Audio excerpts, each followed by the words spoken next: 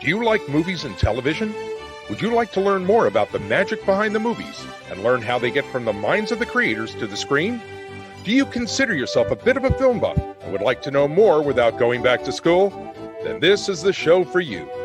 Mincing Movie Magic is a broadcast designed to stimulate your intellect and explore the minds of screenwriters, producers, directors, and others behind the scenes who create the real magic we see on the screen.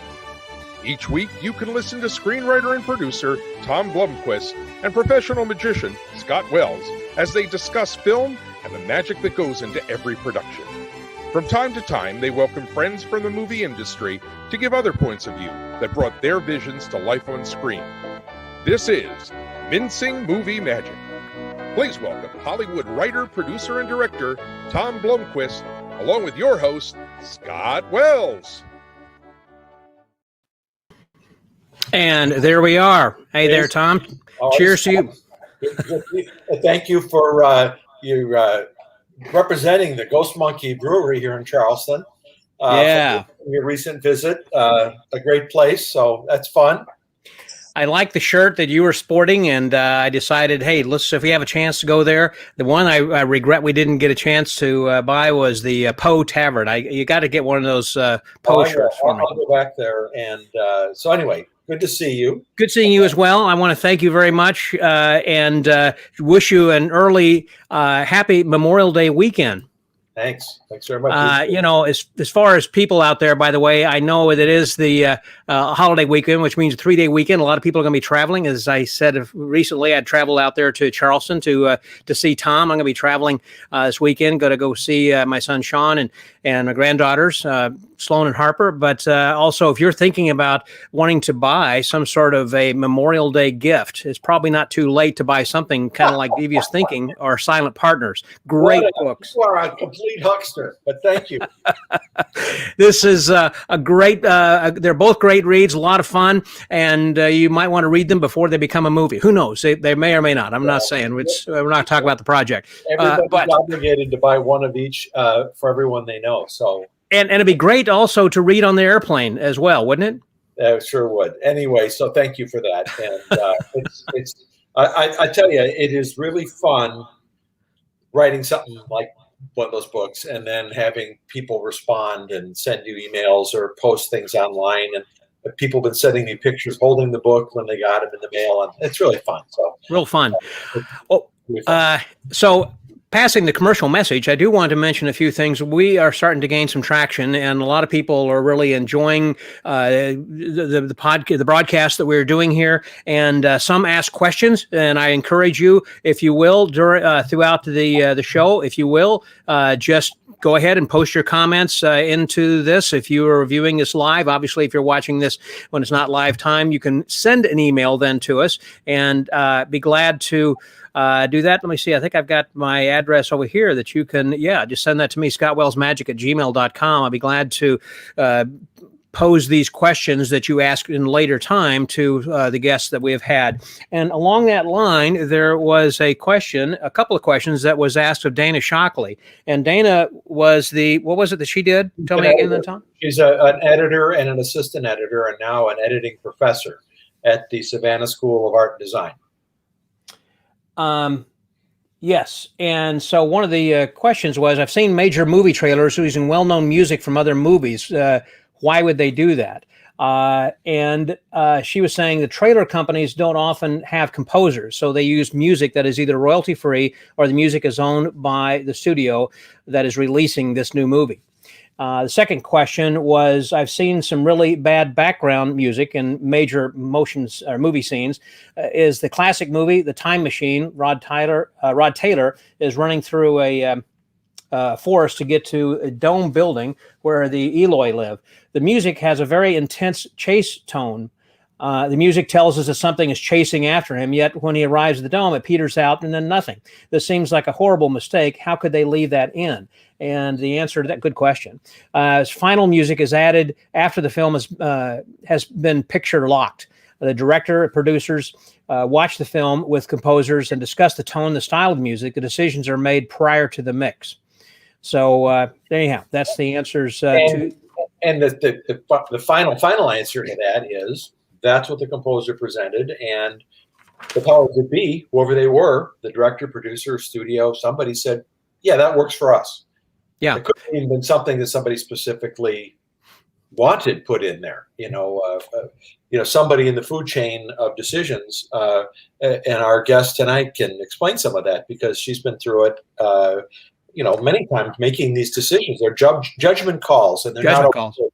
Just that simple. Another question that was asked then before, well, actually, it was kind of a comment that last week we had Doug Sharp, who also was a Doug Smart. Oh, sorry, was director on a lot of movies, and going back to westerns and everything like that as well. Anyhow, Russell Bruce had posted a question that had to do with the prop designs and Stargate. And he was saying, I really screwed up to my question by mentioning Stargate. I didn't mean to go down the sci-fi rabbit hole.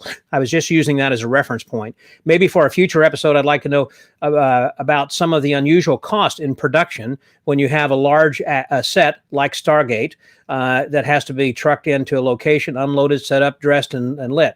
What are some of the headaches of scheduling and getting clearance for such a shoot? I'm not really sure. CGI is so good today that some of that stuff may have to be added in post. I know that some, if not all, of the background is put in later.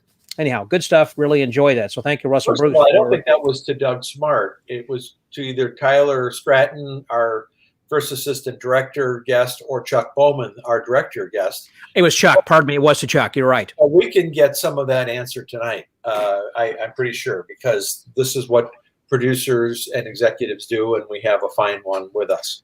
And one last thing before I let you introduce our great guest. I'm sorry. Hang in there, Gaylyn. We're going to get to you in just a second. A few weeks ago, early on in our broadcast, we did have another one of our fraternity brothers, a buddy of ours, who was working in the commercial advertising business, and he had just won an award for Latuda for Real Expressions commercial, and it had won the for this year 2021 Gold Telly winner for branded content. So congratulations, Mike Leary. Yeah, it's one of his last hurrahs before he retired this year. So good for him. Yeah, well deserved. That was a wonderful spot. He showed us, kind of before and after and how they did it. That was so interesting about how they laid that in on the green screen, and how how that all come in. That was great. Okay, let's bring in our guest. We got to get together. So Gaylyn is a person I've known for, I don't know, Gaylyn, how long has it been? But she has worked in every possible job, entry-level job, and working her way up, became a studio executive, a creative executive, a producer, and for many, fine companies, Castle Rock Pictures, Reese Witherspoon's company, and now she's just launched her own production company. But her credits are remarkable, and she'll tell us all about it, all the dirty secrets. So come on in, Gaylyn. There she is. There, Gaylyn. Hey, how are you doing? Good. How are you doing? We're fantastic. So glad to have you here. Thank you. Thank you for having me. And yes, Tom and I met. I was a young assistant when we were working on a show together many years ago. And it's funny, some of the names you're throwing out, like the Chuck Bowmans of the world. I go, didn't Chuck direct episodes of that show? He did. Yes, he did. That was Shades of LA was the show for Fraiche Productions. So you were, I think, an 8-year-old at the time. So I was an 8-year-old. I was fresh off the bus. But really, I was. It's funny. That was the first show I ever worked on, and for this company. And I was a very recent graduate of the University of Texas with my degree in radio, TV, film, and I got the job at this company, and I soaked up every minute of the experience, and I think that it was a lot of fun too. I mean, and I still know Tom, and I still know the actor who was cast in the show and was the lead actor. He's a very good friend of mine. That's a funny story, Tom. I don't even know if you ever know the story about the casting of that, because I think you came in a little bit later. I did. It was a rocky start for the show, and they needed some additional help, and I got that call, and kind of came in it was my first kind of trauma surgery job, as I call them, but because there were some I didn't know it was your first, actually. I didn't know. I know you've done a lot of trauma surgery, but I didn't know that was your first. That was the actual first official. I mean, at Cannell, there was a show that was wobbly, but I wouldn't call it trauma surgery. But this one, it was just some really good people, really great concept. Mm-hmm. And they were having trouble getting scripts through the sausage machine and to the set in a timely fashion. And they needed an extra pair of eyes and hands, I think, is all. But there you were. I remember.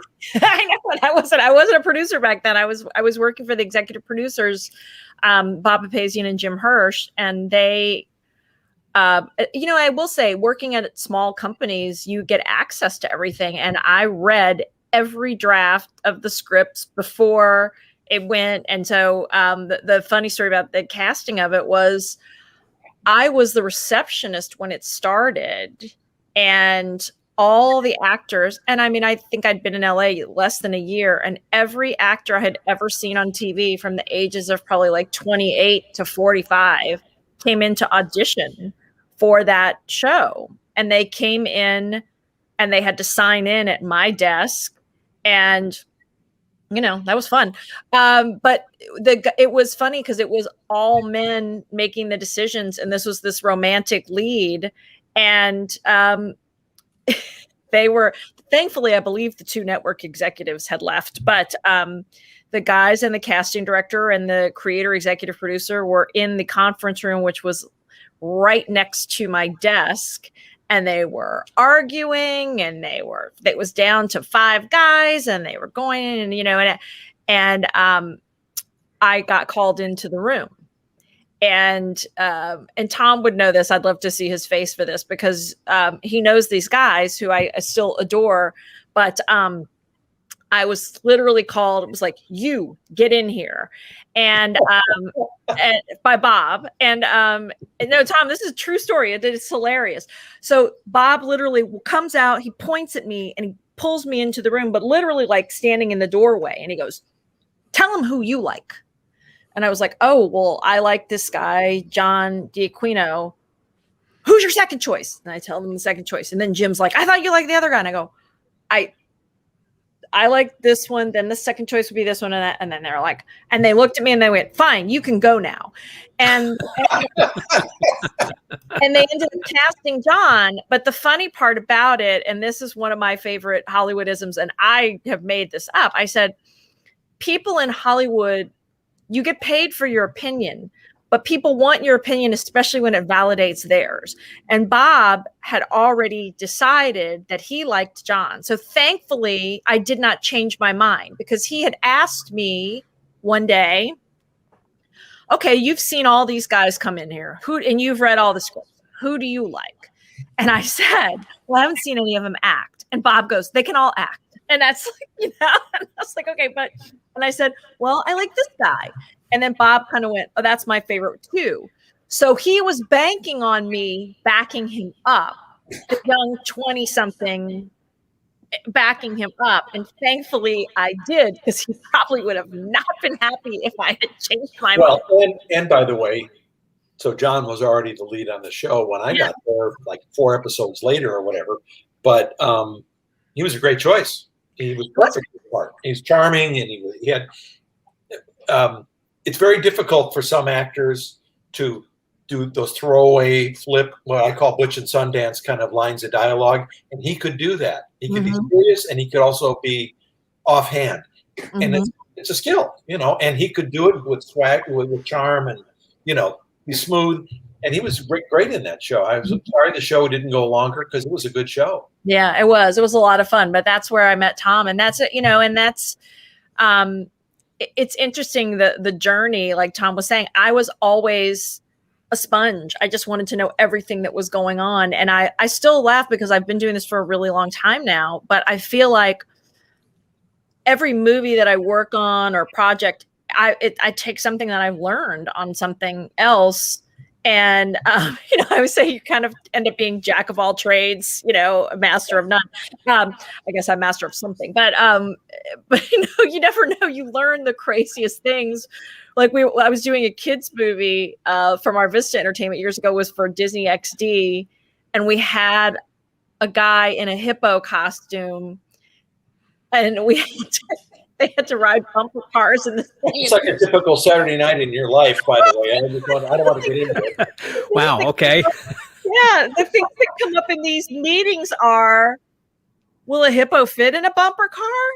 And we're like, no, will a hippo fit in a bumper car? You know, and you get so punchy at the end of the day. Sometimes we're just like, God, if we can get that hippo in the bumper car, you know. And my director and I, with Disney and Standards and Practices, we had a scene where there was supposed to be a possum. And like the sister was cleaning out the possum, scares her, and she's taking a broom and trying to get the possum. And I said, one of my favorite Standards and Practices notes ever was, will we see the possum? And we were like, no, we're not going to kill a possum in a Disney Channel movie. But I mean, it was like the end of the day, and the director and I just looked at the notes and I went, so the Standards and Practices question is, will we see the possum? And we're like, no, but we wrote it on a piece of paper and stuck it up on the wall, you know, like, will we see the possum? You know, this is important for people watching this show, you know, who are film buffs, and they wonder, you know, how do movies get made? Why do these certain movies get made and others don't? What do these executives all do? What do these producers do? And this is a perfect example Right. of, you know, certainly the more silly stuff, but somebody has to adjudicate all of this. Somebody has to drive the train, and that's you. I mean, it is just that simple. Here's the question. So you have worked in development at Castle Rock. You worked on some major titles at that company with major people, Hugh Grant and all these big stars. Green Mile, Best in Show. I'm sorry. Love Green Mile. Yeah, Best in Show. Wow. You could have retired after Best in Show, as far as By the way, I revisited those Chris Guest movies during the pandemic because I will still laugh so hard. Waiting for Guffman is actually more my favorite over Best in Show, but I love them both so much. And I was like, tears. Fred Willard doing his insane monologue in Best in Show was like that improv thing that he did where he wouldn't shut up and he just kept going and going and going. But anyway, you could have retired after that movie alone, as far as I'm concerned. But yet you persisted and stayed in the business and made even more movies at several companies. So first of all, how does a project like, let's say, Green Mile or Best in Show, what's their lifespan? How does it happen? You're sitting at your office at Castle Rock, a major independent studio. How does a movie like one of those happen? Yeah, I mean, I assume that like a script comes in from Stephen King saying Green Mile, and you're going, Stephen King, we got to look at this. No, he's not going to write a script. No. Let her tell you this is really wow. Now I'm even more, my appetite is more piqued. Well, I will say it was so interesting. Castle Rock was such an amazing company to work for. And and I started there working for the president of production, who then went on to become the CEO and who is also a wonderful human being. And I had a lot of access to, you know, what was going on. But they were incredibly filmmaker friendly and relationship driven. So they had made the Shawshank Redemption with Frank Darabont, and the Green Mile. The Stephen King relationship went as far back as Stand By Me, you know, so that was a thing that there were times when I wasn't even an official development executive where my boss would throw a giant book that was, you know, paper and in the galleys on my desk and say, read this and see if you think this is a movie. Now, I wasn't the ultimate decision at all, but they were Stephen King, and I actually had not read Stephen King novels at that time, you know. So the Green Mile, though, was a little bit, I believe that Frank was already involved with that one when I came in, and you know, Castle Rock had optioned the book, and Frank Darabont adapted it. And I will say that was one of the best first drafts of a script I've ever read in my life. I mean, he's just such an amazing writer. And I remember just reading it. So it was already, you know, in development, and it was people, actors, agents, those were incoming calls to the guys to Martin especially, who are you going to cast? Who are you going to cast? And I think Frank had already talked to Tom Hanks, who was like the biggest star, you know, in the world at the time. So it was kind of like, well, Tom Hanks wants to do it. So so that's what we're going to do.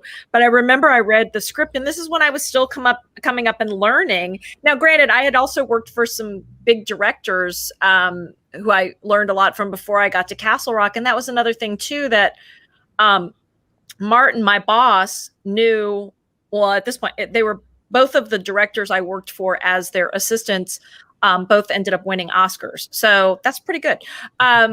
Congratulations on that. Wow. Curtis Hanson is one of them, not too shabby. Wait, who? What? Curtis Hanson. Curtis Hanson and LA Confidential. He won for screenwriting. He won the adapted screenplay, which you share with Helgeland, but he was nominated for Best Director. And then I worked for Kathryn Bigelow, who's the first woman to ever win an Oscar. So that was in post-production on a movie. But with Curtis, I was with him through the entire, you know, the River Wild. But the Green Mile was just, that one came together pretty easily because those pieces come together, but it's those relationships, and it's Frank and it's Stephen King, and they had already had a success with the Shawshank Redemption. So it was kind of like, that's a no-brainer, you know? And for the most part, one of the interesting things about the company, and it's very different now, is to be able to take an amazing filmmaker and basically let him do his job without micromanaging him.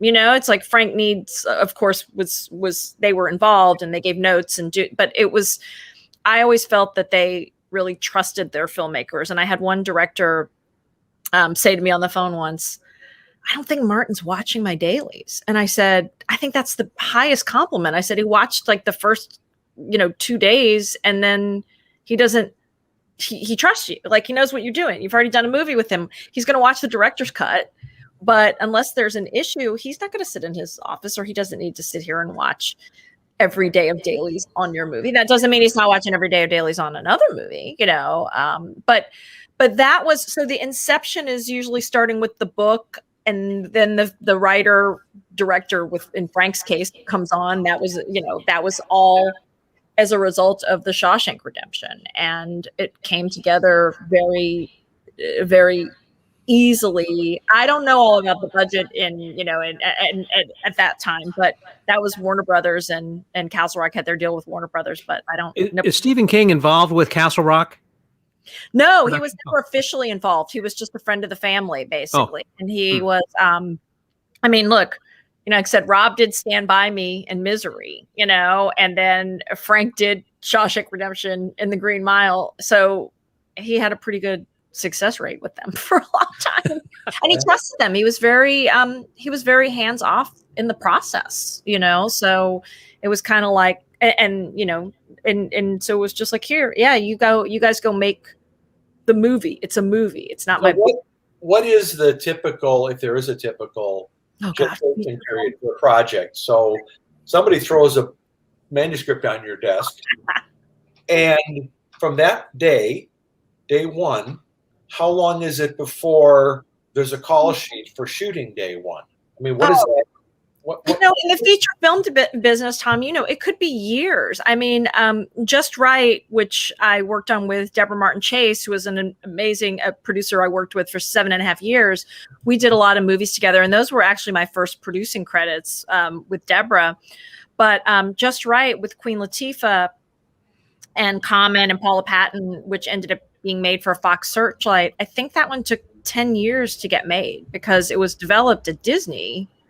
And then things shift and change, and people decide, well, we don't want to make this kind of movie anymore. We don't want to make a romantic comedy, even though they bought it off of a pitch after Queen Latifah did Bringing Down the House, and it did so well. And they wanted another project for her, and bought this idea, and then the script process starts, and the deal making process starts, then the script process starts, and then so often there are regime changes where the person who was in charge leaves, and then it's like, well, we don't know if we want to make this movie. And do they ever stop midstream? So in other words, that they actually have started production and then they say they got new regime? And no, that's too much money. That too much money wasted. What That's they'll right. really do is just not make the movie and put it into turnaround. And that's what happened with this one. Although they, the producers asked to have it back in turnaround because someone else wanted to make it, Fox Searchlight. And so, but they also wanted to make it for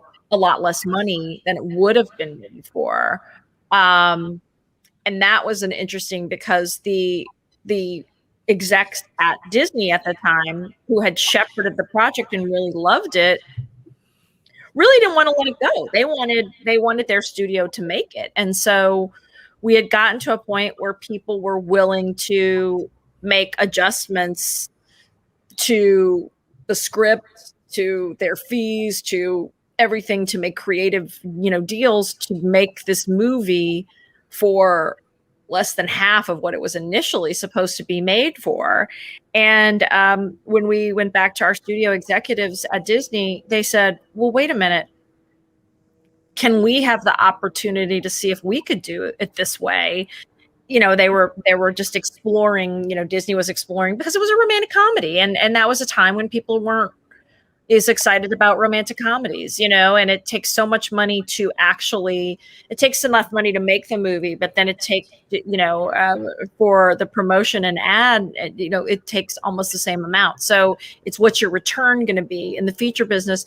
But so they went, and I know one of the execs who I'm still friends with really pitched it hard to her boss at the time, saying they want to make it for this. We could make it for this. This could be this movie. And he said, nope, no, thank you. And we did it at Fox Searchlight. And it was. And by the way, you could have lost Queen Latifah. You could have lost all kinds of people. People fall off the tree all the time. She could have said, you know what, I'm busy. I got other projects. You people are wearing me out. I mean, it could have been anything, right? And the good thing about that one is she was a producer on it too. So that's the difference. So she was committed. Yeah. She was committed. Well, they don't always commit to star. Sometimes Sparkle is another example of a movie. When I was with Deborah, we did the remake of Sparkle. And when Deborah was partners with Whitney Houston and they had their deal, they had wanted to remake Sparkle. And Whitney wanted to play the older sister, which was an amazing character. And by the time it was taking forever to get that movie made, we ended up, Whitney played the mother, and she was okay with it. It was a whole different, it was a very, not good situation because she passed before the movie came out, but it was kind of going to be her comeback. But when you think about how long that movie, in the course of like 10 years or so, she could have potentially played a different character. Wow. Wow. So that says a lot. The feature film business, can take a very long time. And I will say, in what I'm, kind of doing now, it's not what I'm doing. I'm working with places who are more interested in buying and making a movie, like certain divisions of Netflix or the TV networks who make these Christmas movies. I've said that when I worked at MarVista Entertainment, we didn't put a lot of stuff into development that didn't get made because it just wasn't the way it worked. It was like if say a Hallmark bought a movie, it may take 2 years or 2.5, but it usually didn't. It was more like, we're going to make this movie at some point. Got a question also just about the arc, about when you got started. I understand that you were an intern, and I assume as interns, that's kind of like a free thing that you're just learning. Victoria Burrows. I told him earlier, when I talked to Gaylyn today, and he told me something that I never knew, or I forgot that I knew, which is Victoria Burrows, preeminent casting director. She said, "Oh yeah, I interned for her for a couple of weeks." Okay, but the funny thing is that wasn't. Yeah, I got paid at my first job, and I think I was in between jobs. I was freelance after I worked on a show with Victoria, and Victoria and I know each other. She may not remember that I was her intern because it was only for 2 weeks. I wanted to learn about casting and she had another woman who was working with her and was the assistant on the show, and that we had just finished. And so my job had finished, And I was kind of interested. Well, what do I want to do? Maybe casting is interesting. And they were doing the show Tales from the Crypt. I think it was for HBO. And she was the casting director on that. Man, talk about some high end, people involved, but also the stars. They would get like a big star for every episode. Directors and everybody was top shelf. Yeah. But I was interested in learning. That was my only time, I believe, that I was unpaid as an intern. When I moved here, that was another thing. No one was supporting me. It was me. So that was back in the day. Internships were not paid. Right.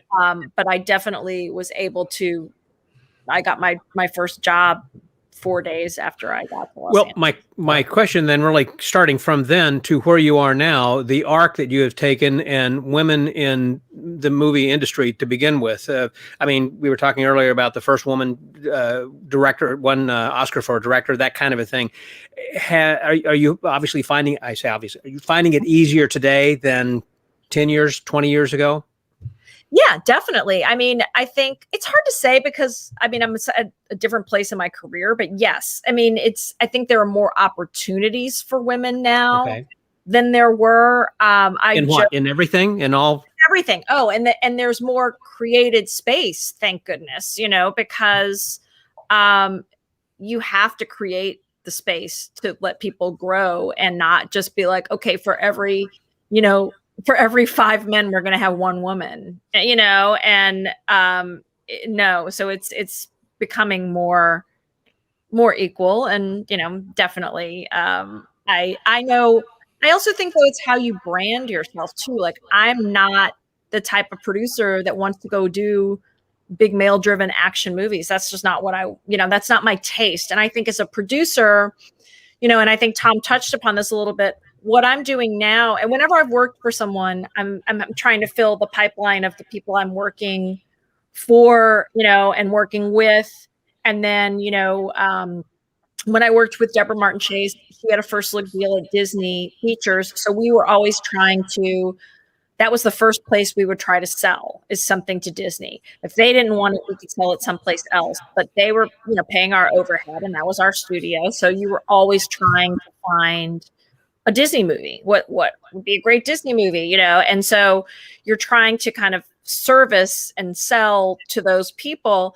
And, and the same thing when you're working for a company and you have certain people that you sell to. You're like, all right, we need to service Hallmark and Lifetime and Disney Channel and Nickelodeon. And, and so, the focus of what the projects are that you're looking for. So that's what I've been doing most of my career. I love female driven projects with strong women, and I love romantic comedies. But I also love thrillers, and they're most likely going to have a strong female character in one of the roles. But it doesn't. You were working then with the Reese Witherspoon's production company, and I assume a lot of those were romantic comedy kinds of things. Well, some for sure. And that was what I was focused on. And then, and some of those are still there, but there was going to be a very specific way that those were going to be done, and kind of trying to bring back the romantic comedy, and things just didn't, not for Reese's company, but in the way that it was set up, things changed a little bit. That's still my lane. I love that. And I have a few that I'm doing, on my own in that world. Somebody like a Reese Witherspoon, and not just her, but Jennifer Aniston and any of these actors, producers, do they have for the people watching this, do they have like a home base? Like, do they have a deal with Fox or Sony or somebody, and it's a first look type of thing, or do they have private funding and they develop? You want to describe what a first look is, by the way? You told me this the other day, but just to define for some people who don't know. Explain that, would you? Basically, whoever is paying your overhead. So, like, I was an employee of Disney when I worked for Deborah. Deborah was a well-known producer who did The Princess Diaries 1 and 2. So she had her deal at Disney, and she was the top person. I was her senior executive, and we had one assistant. They paid for our office. They paid our expenses, all this. So we were employees of Disney. So our job was to bring them material. So in a first look situation, you can sell someplace else but they have, it's first right of refusal. Basically, they have first right of refusal of the project. So if we brought them something and they didn't want it, we could sell it someplace else, and they wouldn't be upset about it. In other words, as long as someone there had seen it and decided it wasn't right for Disney, we could go make Sparkle, because Sparkle was definitely not a Disney movie, you know? And so, so that's kind of the way that Okay. would be. Okay, I'm sorry, Tom, go on ahead. I didn't mean to interrupt, but I wanted to get a clarification. I just think that, you know, everybody wonders, and, you know, you were just with your family, and people are always asking, well, why did this how come that happened? And that book was better than that movie. All those kind of questions, which are very sincere, and how this actually happens, why something works, why something should have worked and didn't, why, like, you know, Reese Witherspoon. Why can't she get anything made that she wants to get made? Because she's Reese Witherspoon, and especially if she stars in it, but she's a great producer. So, you know, how does that work when she has to take off her actress hat and be a businesswoman? And she's got people who are buying, and they're skeptical, and they have money issues. And so, will you explain how some of that just works? Yeah, she's as good as it gets, by the way, because she's such a smart and incredibly successful actress and producer. But in her situation, she'd had first look deals over the years that were, you know, and then those become, sometimes they're a little bit like handcuffs. And I remember one director I worked for would say, I don't want a first look deal at a studio, because then they're going to always try to make me do their stuff, and I don't want to do that. So that's a little bit different for a director. For a producer, you're not beholden to anybody. If they're not paying your bills, you can take it to whoever you want. And that's one of the amazing things about Hello Sunshine, Reese's company, is that they have investors and they have money from a board, and they can sell wherever they want. So, which makes it, you know, we're going to put together this package, whether it's a TV show or a feature film, and we're going to take it wherever we think is going to be the best place to make this project. And that, of course, is based on your relationships, you, Gaylyn. Yeah. You've been around a while. You know these executives who are the buyers. You know who the buyers are, at least some of them. And maybe she knows some, and other people in the company know others. And then you have agents in the mix constantly, and managers, because they're representing talent, they're representing buyers, in the case of some of the big agencies and things. So explain how some of that works too, because I don't know, you guys involved in packages at all? That definitely that was a way you would want to sell things, but I would say it starts usually with the concept, whether, and I mean, at Hello Sunshine, it was very much Reese loves books, and the book club, you know, Reese's book club is, you know, sort of even how Hello Sunshine started expanding and growing. But she's an avid reader and loves adapting books. And so we were always reading a lot of books, and pitches would come in too. But we had a dedicated book scout who works with publishers and looks for material. And they often work for other people too, not just one company, but they're like knowing who's looking for what kinds of things. But then the executives are the ones, we would be the ultimate gatekeepers as far as, I'm going to read this and see if we think it's right for us. And then we would pass it up to the person, Lauren Newstetter, above us, who would also, if she loved it, then she would tell Reese about it. And Reese was always really supportive. And, but definitely a package. Look, what's so interesting is that people, and like Tom, you're saying, you know, your family and everything, you know, a lot of people go, must be so easy to sell because there are so many outlets. No, it actually makes it hard to sell, because what differentiates whatever piece of material, I mean, look, even as a professional, I don't know what's on what streamer network. People will mention a show and I'll go, I don't even know what that is. What is that? Like, how do I not know what this show is? But there's so many outlets right now. So here's the question.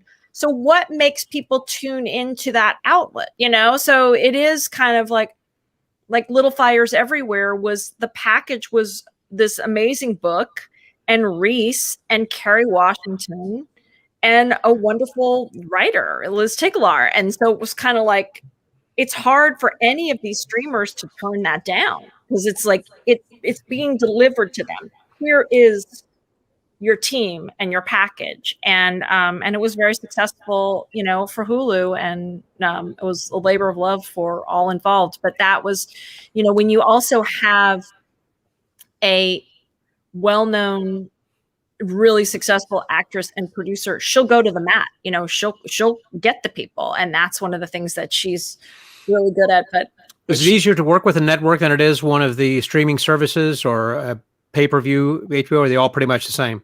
I don't think anything's the same, and I think everybody's a little bit different. I mean, I think Tom could speak to the networks of it all. I think networks can be the most difficult because they have to satisfy a very specific mandate, whereas the streamers, I'll let you know, I mean, and sometimes it depends on the executives too. You know, if you have great executives who love the project that you have sold them, it works as a partnership. When you're a producer and you sell to your executive, you're in it together. You're a team, and then you bring on your director, and then you just keep adding members to a team. And I said, one of the most amazing things to me about being a producer is you're, in the best case scenario, you're hiring the best people and putting them all together and letting them do their jobs and overseeing it. It's like you're making sure the train doesn't go off the tracks. And so you don't bail out until the end. I mean, you just don't put it together and then say, okay, I've got another gig.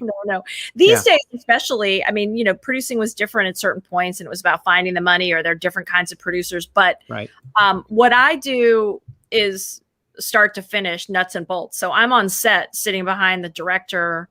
I'm there from the first day of prep till the movie is delivered and aired. And so it's really interesting because I even had an agent once. I don't think he realized that when I was at the company MarVista Entertainment that I was at, I wasn't just the executive, that I was there on set, because the agents don't always know. They don't pay attention. It's not really their job to know if you're there or not, unless their client's complaining or something. And so his client, who I'd done 3 movies with, I said to him once, I go, we're close, right? You know that we prepped and produced all these movies together. I'm like, I'm sitting right behind his shoulder the entire time.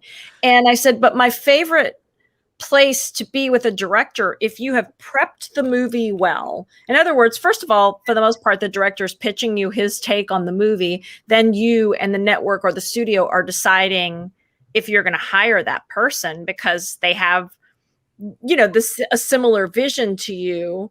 That's the best thing right there. When someone comes in and pitches you the way you see it and a little bit better, they do something different. Then you're already on the right page. And then you're working on the script and the casting and the locations and picking everything and putting it all together. So I'm there on those situations, especially on these smaller movies. I'm there the whole time. From day one, I'm on the first scout. I'm in the casting session. You learn so much in the casting session where you're sitting with the you're hearing actors start reading script, and you and the director will look at each other like, that line doesn't work. Oh God, we got to change that or whatever. But you also start to get the vibe and you start to align. Well, I like this person. Well, I like that person. Well, maybe we like this other person. Oh, we both like that person. And so you're aligning. And, but it was funny because I said, you get to a point where your director, before you even give them a note, they turn around and go, one more, right? Because that one was a little, and you're like, yeah. So, and I also said, you're wearing headphones and you're listening. And so I prefer not to jump up and tell the director what my note is, because if they jump up to give a note, I can sort of hear, what do they say? Oh, you see, they're giving my note. Because we've been, just discussing. And we sit in rooms together. We're in, scouting vans together. We're doing, so you're aligned for the most part, and then they're doing their job and you're sitting there backing them up and giving them everything. And hopefully also you're the one solving the problems that if everything goes well, don't come up. But I had a director I've worked with a couple times now, and on one movie he said, I had no idea all that stuff was going on behind the scenes. You guys must have really protected me from that. And I said, yeah, and that's our job, because you are the one who is shooting the movie every day and working with the actors and doing everything and making sure that all the creatives are in line. And in an ideal day, I'm sitting there behind you going, great take. That was awesome. I mean, that's an ideal day. And, and there's no bad weather, and you're not going, oh my God, we have to cut a scene because we're gonna have to, we're running behind, and you're the one calling the network going, hey, we've had so much bad weather. We only have 3 days in this house. We're not going to make these 3 days. We have to cut a scene. Here's the scene I think we should cut. And I kind of, in that situation, the lead actress was with a young actor playing her son, and the well-known actor playing her father. And I said, well, we got to cut the scene with the son, because it's just, first of all, it's not as important, but we're not going to cut a money scene with this actor and not, And so if you can get away with it, you can text your network executive and go, hey, here's the deal. We're going to, we have to cut this scene. And usually they're going to say, yeah, okay, all right, I trust you. And you earn that trust. Or you get the phone call. Oh, well, what about the other scene? And it's like, nope, this is the one we need to cut, because and you the flow, and you explain why, and they understand, and they. Well, one of the things I hear you saying is something that resonates every week on this broadcast, and that is from the very get-go, Tom has always talked about the importance of family, that everyone working on the set is family. And then that's what you were saying before, that different people will work with the same people again for future projects, because you like working with friends, and also you get to you like people who are friendly and going to be easy to work with, and that kind of a thing. And they trust your judgment also. So it's important, I think, then not only just to make the contacts, but to maintain the friendship and not think that this is a business just for the Lone Ranger. It's not at all. And I think Tom knows very well too. What's so interesting as a writer, I think a lot of people think writers operate in a vacuum. And in the beginning, they operate in a vacuum. But I remember when I was a young executive too, and I just used to take a lot of just general meetings with writers. There was a time in the business where there were a lot of spec scripts, and writers could be living all over the country, and they could get signed by an agent, and the agent would send out their scripts, and then everyone would read them, and they'd try to sell them. But then even if you didn't buy the script, or you didn't even want to buy the script, if you liked the writing, one of the things the rep would do is say, will you take a meeting? And you go, sure. So a lot of your time, as a junior exec, is taking a lot of meetings with writers, and you never know what's going to come out of those meetings. But I had a writer ask me once as he was leaving the room, what is the purpose? Like, what, not in a nasty way. It was just more like, what's supposed to happen as we come out of this meeting? And I said, here's what I'm looking for. I like your writing. Maybe you wrote a romantic comedy that I really liked. You might have another idea for a romantic comedy. You might tell me 2 lines and I go, oh, I really like that idea. Let's work on it. Or, oh, you're going to write it? I would love to read it when you write it. I'd love to read it early on. If you want to send me the pages, I'll give you notes. We can work on it together and try to develop it to sell it or whatever. Or, a lot of times you're looking for, I'm having a visitor. You're looking for someone to rewrite a project, or you're looking for someone to adapt a book. And so you're talking to them and you're finding out what they like and what they don't like, and what kind of projects, what are your favorite movies? What have you written? What other stuff have you written? Oh, can I read that? Oh, that sounds a lot like, oh, you might be right for this. You might be right for this book that we need a writer to adapt. So you kind of go into this. But the other thing is, you don't have to absolutely feel like family all the time, but you want to at least have a good creative bond. And I said that to this guy. I go, look, here's the other thing too. If we're going to be working very closely together, which the way I work with writers too, you have a lot of back and forth.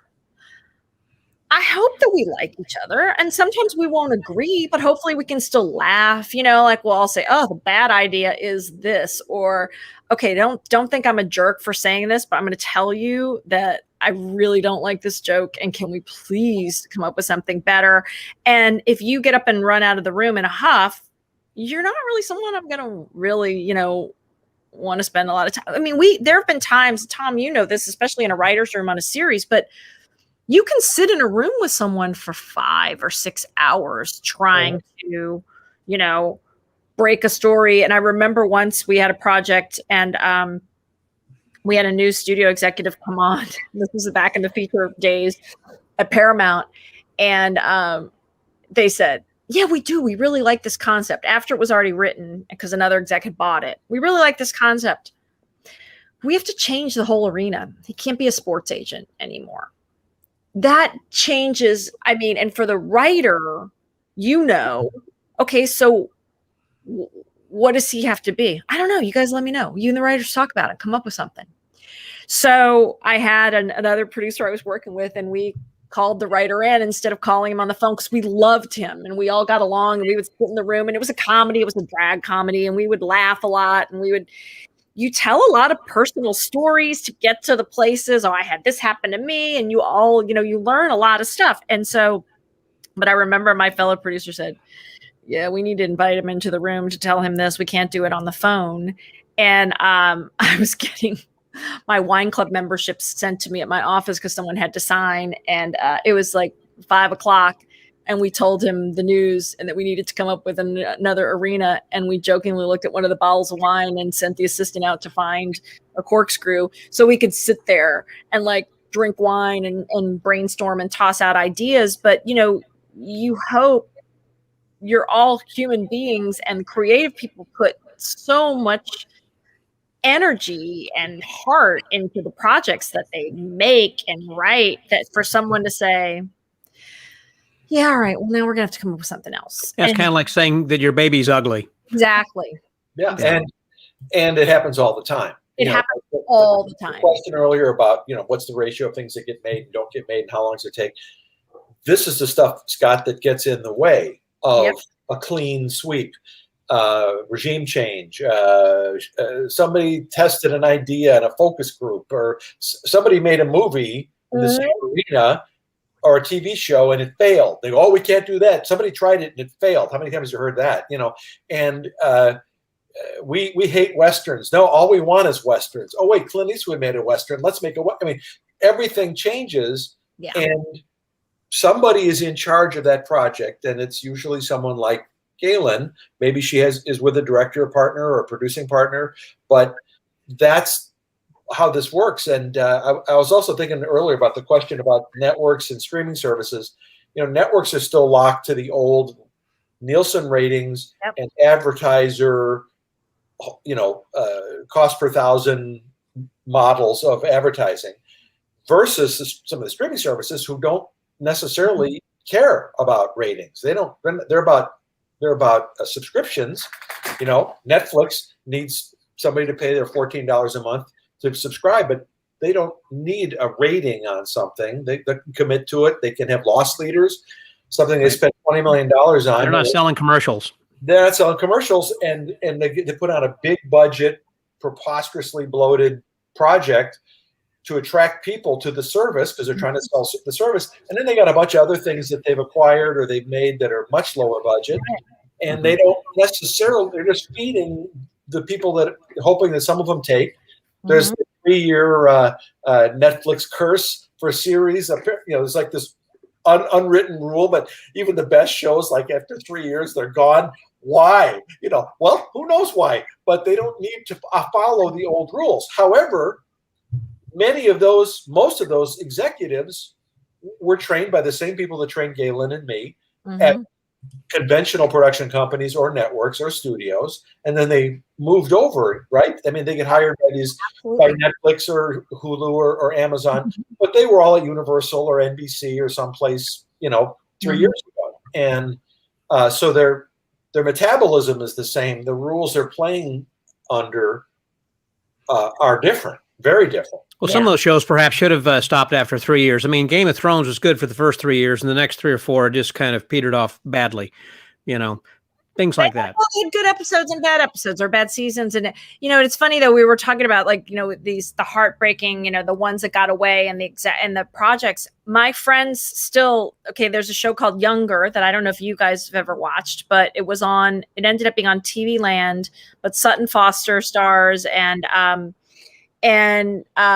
it's had a new life. I think it's on Netflix, but that's another thing too, is that some of these shows end up on these like basic cable networks and no one sees them. Lifetime's show You was another one. And I think then it moved over to Hulu or Amazon and people found it. And so it's like this, people binge it, what new you call it, Breaking Bad. Yeah. Breaking Bad was similar too. Yeah. But this show Younger is about, let me just preface this by saying I've never watched Younger because I sold Younger and I read the book. It was one of the first books that I read when I was working with Deborah Chase. And it was about a woman in her early 40s who, after giving up her career to be a mom and raise her daughter, her husband leaves her for a younger woman, and her life is complete. Her daughter's out, in college, and her husband's left her for a younger woman. And she's like 41.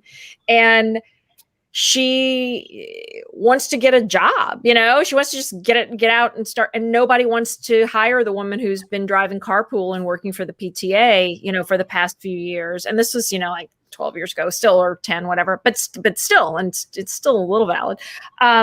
So and this is the book, she like lost 15 pounds because of the divorce. And she goes to visit her best friend in New York City for like New Year's, and the friend gives her just a very cosmetic makeover, dresses her, does her hair and makeup, and she goes out and people think she's in her late 20s. So she decides to re-enter the working world by posing as someone in her late 20s and starting all over again. And I loved that book, and I thought it was so important, and we were going to look at doing it as a feature, and then Lifetime bought it on the concept and said, we want to make this. And we worked with a wonderful writer who's very successful, and we had a great script, and the execs at the level we were working with were happy with the script, and they sent it up to their top boss, who was the head of the network, who's no longer there. And her response was, I don't want to do about a show about an older woman dating younger men. And I remember that was the message I got from my boss. I was so mad. I was storming around, and she was like, I'm the messenger. And I was like, that's not what this show is about. And we should be on Oprah when the show did that. So, yeah. And then long story short, the option was under control of one studio, another, and the book got optioned out from under us. But then we ended up helping sell it again, and and then years went by, and Darren Star picked up the option and sold it to TV Land. And I think it's in its 6th season or 5th season, last season. And my friends love it. And they'll be like, I'm going to go home and watch Younger. I go, nope, can't do it. I'm like, I can't. I can't. It's like that's the one that got away from me. Right. And even at a point, and the writer who we developed it very, very closely. And like I said, you have all these conversations too about this happened to me, this happened to me. Our exec at the time said, no one who's 35 gets carded. That's ridiculous. And after we hung up the phone, the writer and I said to each other, I get carded. She's like, yeah, I do too. So you just, but it's like everyone's different experiences. And I know the show's built out from there, and everyone really loves it. And I have friends who are network executives on it. It's Darren Star. It's Darren Star, an A-list person, but it's painful for you, no doubt. And how long were you in the creative loop on that project before you were no longer? I mean, at least a year. And that's quick because it was TV. We sold it very quickly. It's a year. If people think about, I know. I lost last year because of COVID. That's a long year. It was a long, long year. You invested all that time and energy and creativity and passion into something for a whole year, only to have it just evaporate on you and then have somebody else do it. Exactly, make it successful. Now, I think we all have those that we bought, that we tried to sell, and sometimes they get made and they don't turn out well. So you're like, well, okay. I tried to sell Oh yeah, it's in real life, or We Bought a Zoo, the book, or something like that. And those got made. And it was like, all right, they were all right, but they weren't like. It's harder when it's a big blockbuster hit. Yeah, absolutely. Do you have a like one or two Gaylyn's greatest hits, favorite projects that you've worked on, or favorite people you've worked with? Favorite people? I'm just curious. Yeah, there have been some celebrities. Yeah. Oh gosh. I will say, and I haven't seen them in a long time, I loved both Sandra Bullock and Hugh Grant. When I was at Castle Rock, we did Miss Congeniality with Sandy, and then Murder by Numbers, and then 2 Weeks Notice with Hugh and Sandy, which I still love that movie. It's very underrated. I think it came kind of at the tail end of those rom-coms. I watched that recently. It was on some channels clicking around, and I watched the whole thing again. I always watch it. Which one was that? Hugh? 2 Weeks Notice. 2 Weeks Notice. 2 Weeks Notice. Sorry. Yes, that was good. Sandra Bullock and Hugh Grant. And so, and they were both friends of the family. I like to say Castle Rock. Hugh and Elizabeth Hurley had a deal there. So they had a first look at Castle Rock. And so they had offices there, even though they were in London.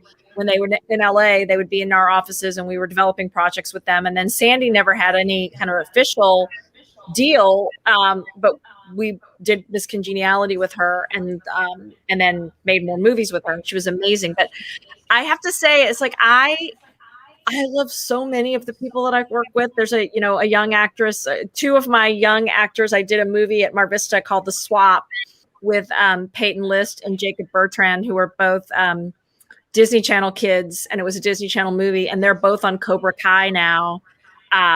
They're both playing baddies, which is so funny because they're two of the best young, they're not kids anymore, young people. And they're both playing bad kids on Cobra Kai. And so, I always want to work with the people I know can deliver, the directors, that I've worked with who I adored, but gosh, there are just so many. I hate to play favorites, but. I've explained to Scott a couple of times, because he's thick and he just doesn't listen to me. Scott, listen to me. You say, you got to get it through my head. You got to say 2 or 3 more times. Well, usually you're speaking with slurred voice after having too many scotch.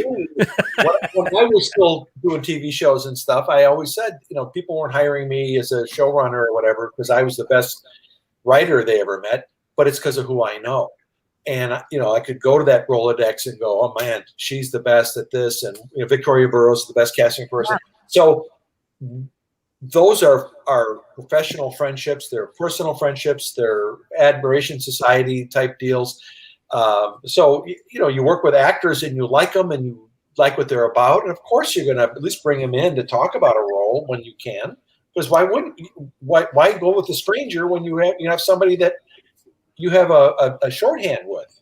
Well, and that they can deliver. It's really interesting because, and this, Tom, you did a lot of movies in Vancouver, but when I was doing a lot of movies in Vancouver, it was a pool of actors. And so I could literally say, what about so-and-so? Is he coming in to read for this? Oh, he's not available. And they walk in the room and you might have only worked with them for a couple of days, but you get that, hey, and that person was there on time. They knew their lines. They were good to work with. So you're going to lean towards that. If it's apples to apples, then why not go with someone you know? And believe me, I'm always going to remember the day player that came and did not know their lines and couldn't, I got to tell you, I've had a memory like you would not believe. I'm like, oh, no, we're not having that person. He cost us a half an hour when he had 2 lines and he couldn't get them, And so I went at it was on Walker. I got a call from the costumer that we had hired an actor as a 3-day part or something.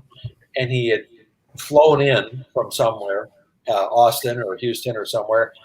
And she called and said, he's supposed to, it was one of those things where you go to the set, try on the costume and go out. Exactly, yeah. Go to work. And he smelled like booze. This guy was a struggling actor, and he was so excited that he got hired. He's throwing down some bourbon or whatever on the plane, and he shows up, and the costumer went, "This is not going to fly." We fired him and pulled somebody off the crew and said, "Have you ever acted while I was in a plane high school?" Go to wardrobe, because you can't take those chances. You just like, this guy blew it, and we sent him home. I know, it's crazy. he's not going to be on your good list, you know. Never. You're gonna, and by the way, though, if that guy's smart, what he does is he tracks down, nowadays especially, he tracks down your email address, or he has his agent call you and say, look, I want to apologize. He was nervous. And otherwise then you go, oh, it really is a problem, as opposed to this was a one-off and this person was freaked out. And I hope it worked out for him, but it's been a lot of years, so he's not going to track me down. But it's still, you have these people that are amazing. They're wonderful. They had one line and they were great. Maybe you want to bring them in and give them a bigger opportunity in those casting concept meetings where you go, I worked with this girl. She was terrific. Let's bring her in. I mean, it's fun. Do you want to hear a funny story about that with the old Bob and Jim days? And this was funny. And I actually got to tell this person, Angela Bassett, who is now legendary. Yes.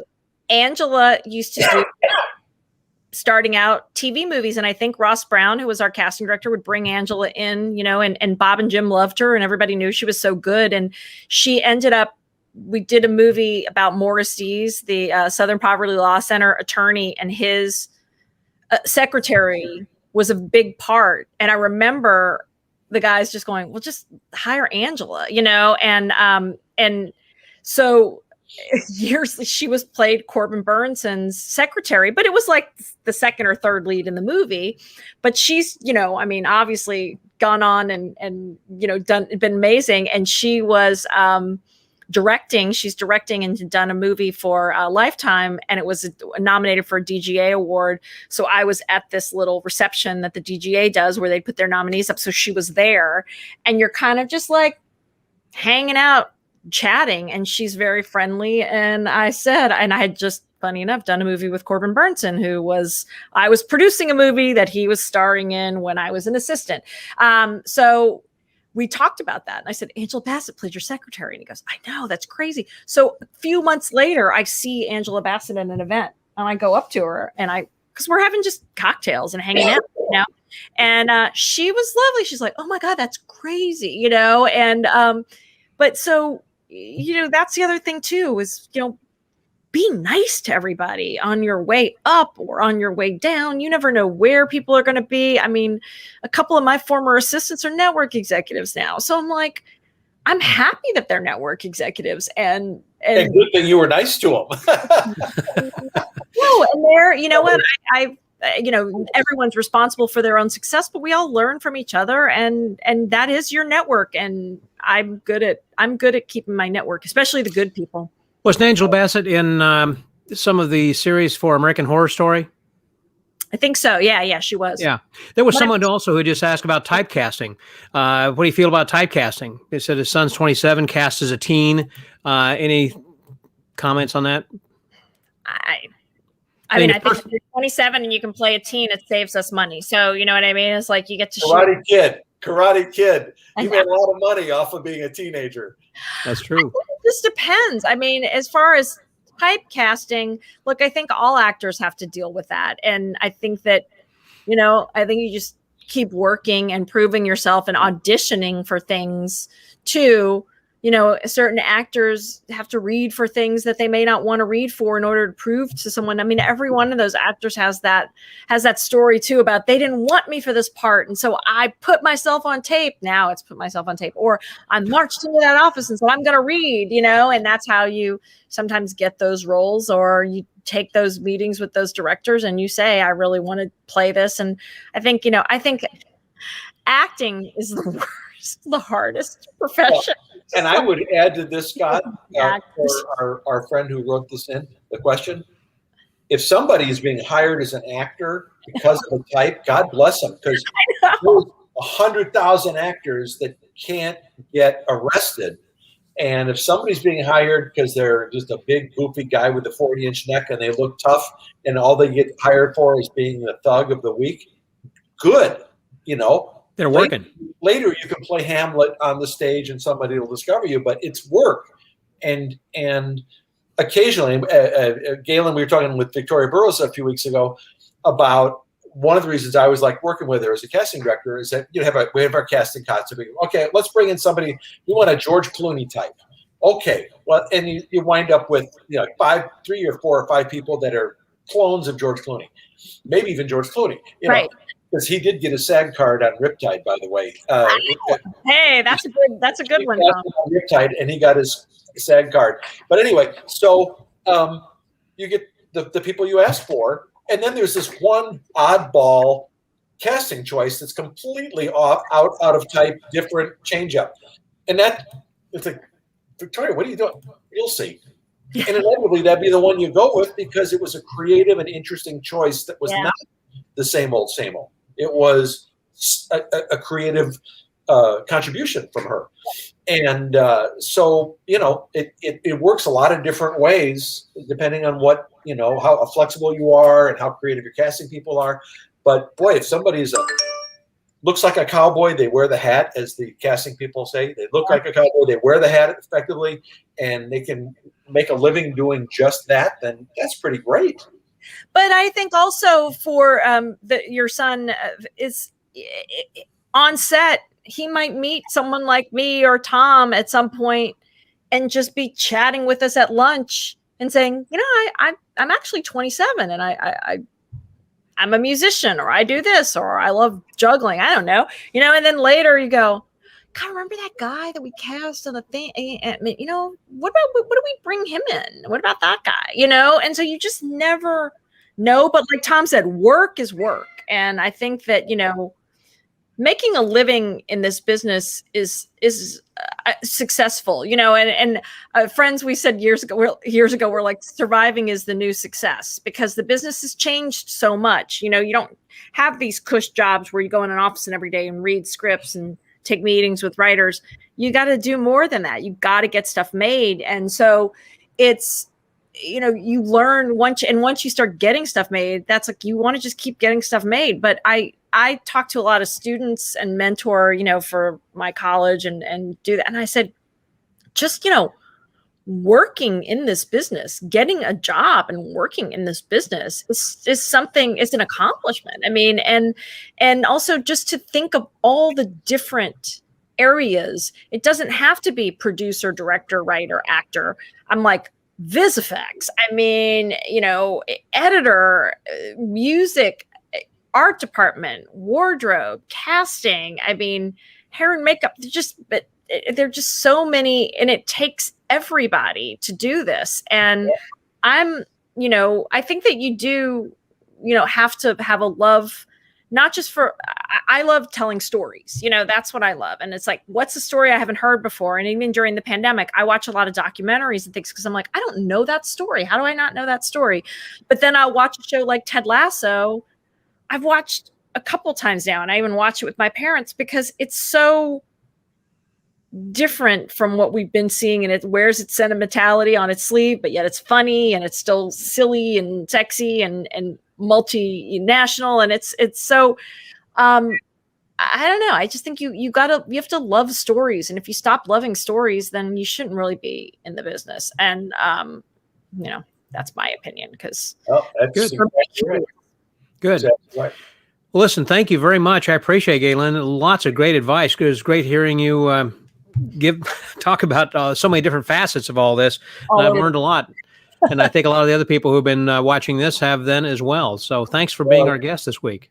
Thank you so much. And I know you just got off a plane. You barely made it home. I know, you guys. That's I would normally be having a glass of wine with you. But, whew, man.